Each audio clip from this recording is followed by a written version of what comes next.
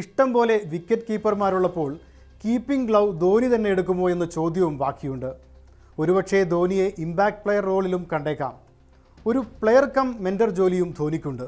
Bowling ഡിപ്പാർട്ട്മെൻറ്റിലേക്ക് വന്നാലും ക്ഷാമമൊന്നും കാണാനില്ല. ന്യൂസിലാൻഡിൻ്റെ new bowler Matt Henry, Australian pacer Nathan Ellis എന്നിവരാണ് പ്രീമിയം ബോളർമാർ. മാറ്റ് ഹെൻറി ന്യൂ ബോളിൽ വിക്കറ്റെടുക്കാൻ മിടുക്കനാകുമ്പോൾ നഥാൻ എല്ലിസ് കൺസിസ്റ്റൻ്റായി ഡെത്ത് ഓവറുകൾ എറിയാൻ സാധിക്കുന്നയാളാണ്. ജാമി ഓവർട്ടൺ, സാക് ഫോക്സ് എന്നിവരും ടീമിലുണ്ടെങ്കിലും അവസരം കിട്ടുമോ എന്ന് കണ്ടറിയണം.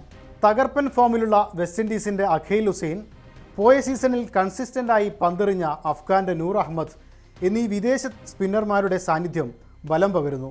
സ്പിന്നെറിയാൻ ഇന്ത്യക്കാരായ രാഹുൽ ചഹാർ, പ്രശാന്ത് വീർ എന്നിവർ വേറെയും നിൽക്കുന്നു.